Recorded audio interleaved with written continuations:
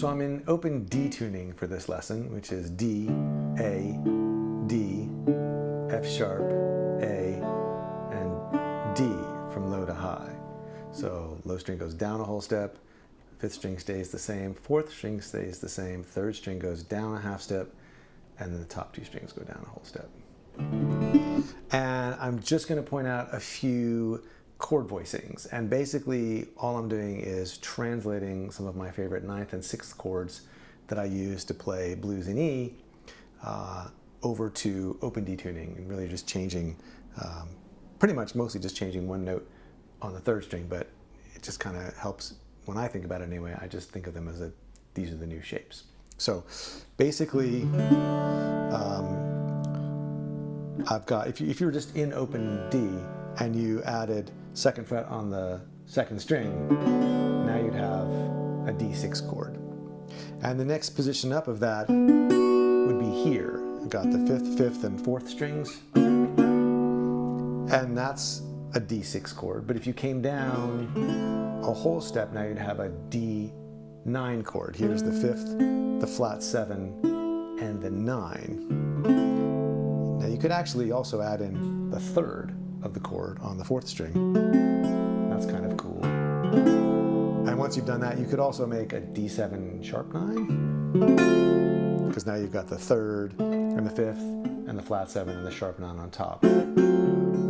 But that's kind of a tangent, because I'm just trying to keep it in one string set, like the top 3 strings right now. So there's D6 down to D9, and then we could jump up here. And so I'm at the 8th fret, 9th fret, and 9th fret, sliding down to the 6th, 7th, and 7th fret. So this is the root. I'm going to get in trouble if I try to spell these out, because it's a lot to keep in your head, but it's the root and the 3rd, and there's the 6th on top. And then when you slide down, there's the 7th and the 9th and the 5th. And now to be sort of official and complete, that would be the ones on top. Root, 6th, and 3rd at the 12th, 14th, and 12th fret, down to the 7th and the 5th and the 9th on the bottom. That's the 10th, 12th, and 10th fret. And it's a little out of tune when I get up here. Not really sure what that's about. But the one I really end up using instead is this one, which is the 9th and the 3rd and the flat 7. And not really bothering with this. So if you take them down like that, now you've kind of got a harmonized scale.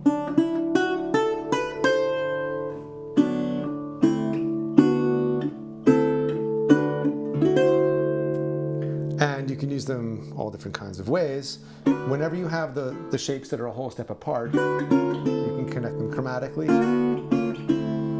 So you could be playing over a steady bass, playing mostly blues licks.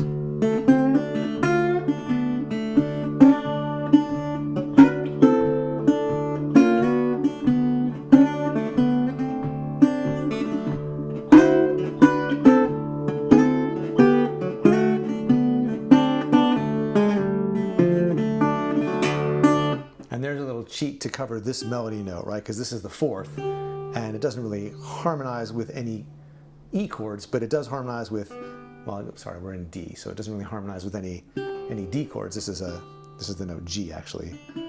So D, E, F sharp, G. So there's the 4th of the scale in the key of D. So you can harmonize it with a G shape here. So if you're coming down,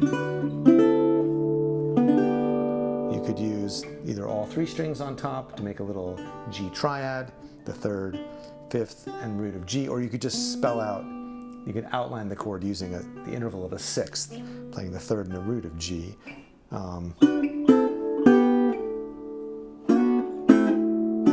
To get you back down. So if you're playing melodies, that's a good way to kind of sneak your way through that melody note. For that matter, you could also take the outlines of all of these voicings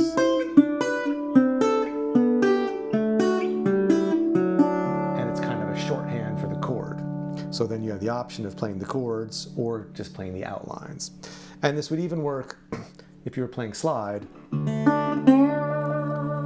You could go from playing your blues licks with the slide to playing some of these jazzier sounding voicings.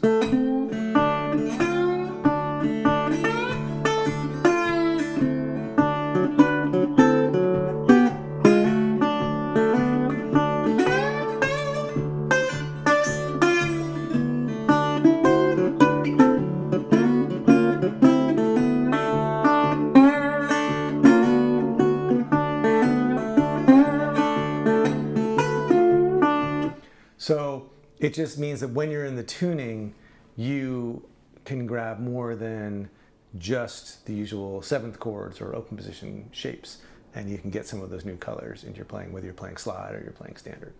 So that's the idea, 9th chords and 6th chords in the open D tuning.